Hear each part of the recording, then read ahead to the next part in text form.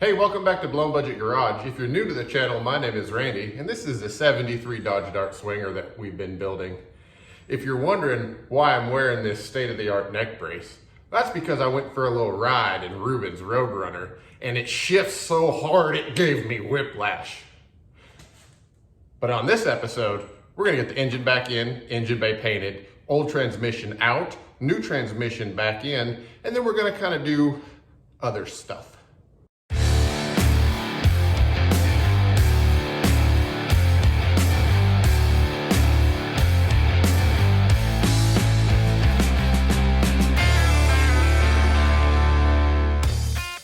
I feel much better now after I've healed up, so thanks for asking. All right, engine bay. Basically, again, I just took my Scotch Brite over the course of a couple nights. Cleaning, scrubbing, 3 coats of paint. What I used was this right here, just some VHT engine enamel. Works pretty well. Pretty happy with how it turned out. Again, all I did was just in here, I didn't do my K-member or anything crazy like that because you're not gonna see it. Did put a little bit of paint on the steering gearbox in there, but you know, that's it. I still have to get all in here. I gotta sand that down. It flaked up. What happened was I probably got lazy when the car was outside and was just trying to get some paint on it. But I'll take that back down, scuff it up, and prime it and get some paint to stick. As you can see, yes, we're doing a black engine bay, and the bottom of the hood is gonna be black also. This is just where I kinda was spraying until I ran out. So engine bay is ready for the engine to go back in. So first things first, I'm gonna try to make myself a little bit of room to work.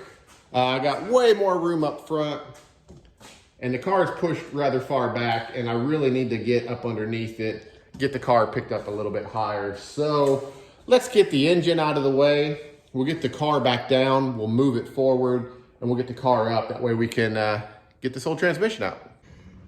Okay, drive shaft is out.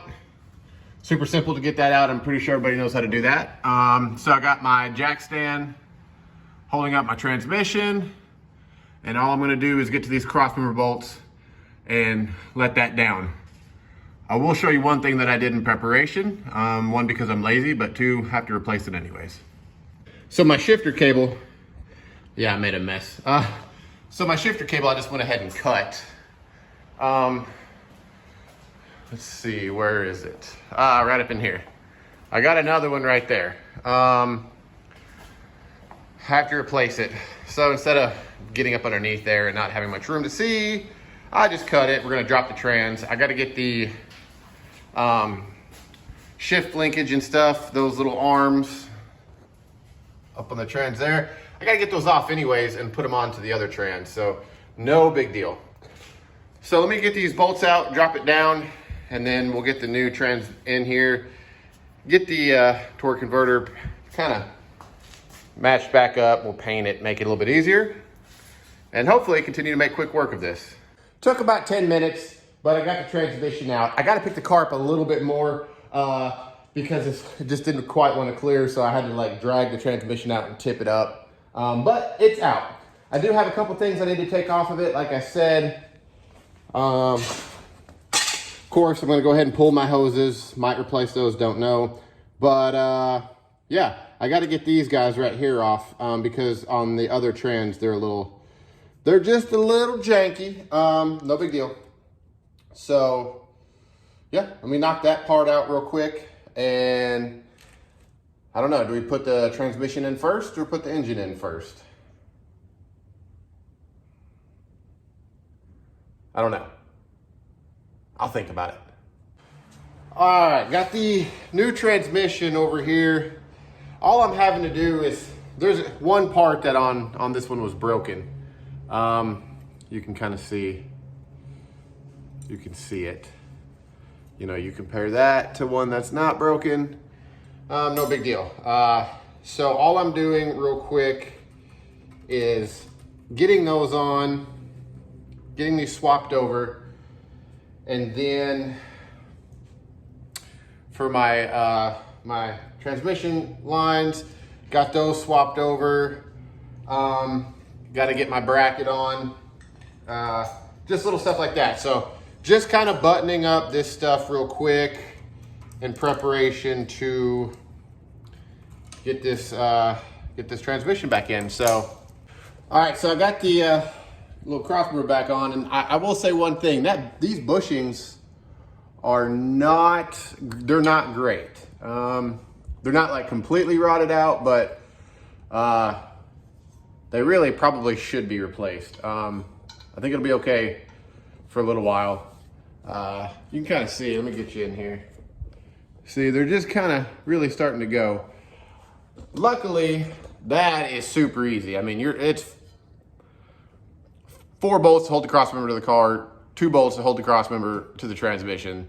Literally like one of the easiest things ever. So I'm not too worried about it. I'd rather get this up and not waste any time than order one of these and then wait forever for it to come in. Change of plans.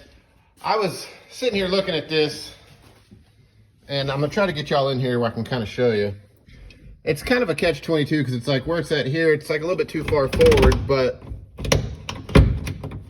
when you drop this all the way down, right? When you drop this all the way down, like here's my armrest, but when I'm sitting there, this is like perfect, right? And if I was just sitting there thinking, I'm like, man, you know, I can bring it back a little bit, but then all of a sudden it's like, well, this is gonna be like way down here. So when I go to shift, I'm at like the perfect height. So I think I'm just gonna say screw it and leave it right there. I'm not gonna lie. Also, if you're new and you're wondering, this is not the permanent carpet. This is just temporary to protect all of my sound deadening insulation stuff. So carpet still has to go in, but the new cable is attached. And for the time being, it's just ran through like that, and then it's curved down. Okay, so I got everything cleaned up, ready to go. I was checking out the stamping, because I was curious. That's a 73 stamp, so I'm not saying this is the original engine to the car. I am saying it's a possibility. We've, you know, hot rodded the piss out of this thing, so originality really doesn't matter at this point, but kind of cool if it is in fact the original engine. So I'm doing this by myself, so I'm gonna go slow. Hopefully everything goes well and we can get her to just sit in place. For my headers, because the mufflers are still connected, what I did was up underneath them, I propped them up. And that kind of put the header into that nice level position where it's sitting like it's supposed to. So hopefully I have enough clearance, I'm not fighting the headers, and this thing just sits down into place. So fingers crossed. Okay, so I got ahead of myself for sure. I put that transmission up into place, and then I was like, that's not gonna work. I'm not gonna be able to get this engine in with that transmission up. So crawled back underneath there, and first I was like, well, what if I just unbolt it from the crossmember and try to slide it back enough? No, too much weight. So ultimately what I did was I just dropped it back down. So I got the engine picked up, got the trans back down, wasted a little bit of time on that. Is what it is, what can you do? So let's get this engine in.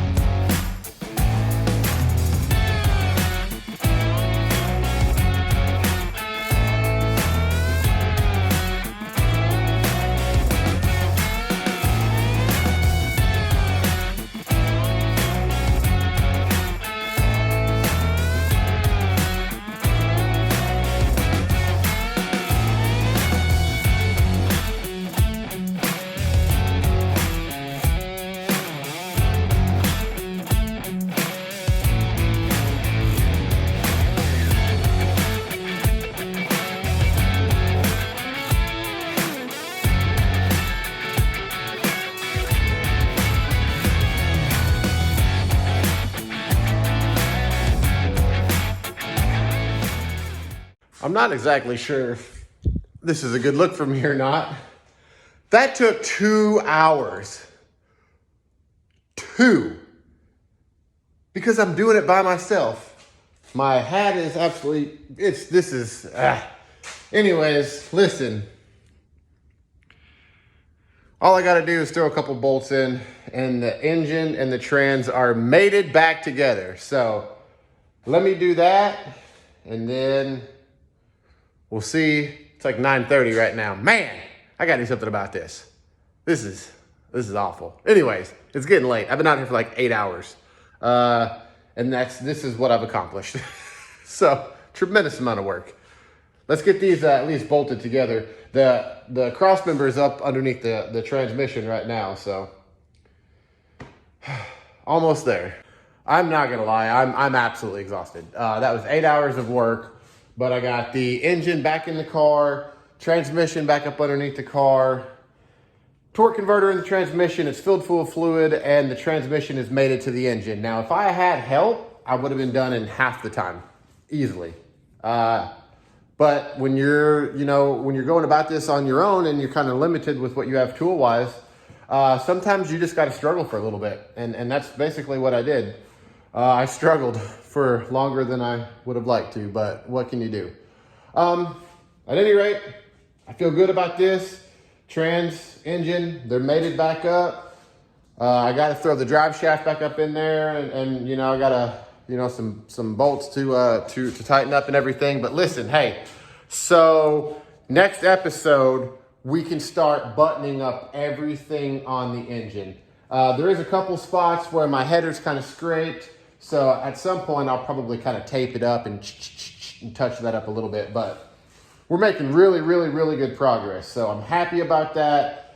It's nice to just have transmission and the engine back in the car. So hopefully here, I say 2, 3, 4 weeks, since I only have weekends to work on this. Probably 3, maybe 4 weeks realistically. I'll have my new brake components in, everything hooked back up on the car, fresh fluids, fresh plugs, battery, the whole 9. And we should be able to start this thing back up and hear it run for the first time in a few months, honestly. So that's exciting.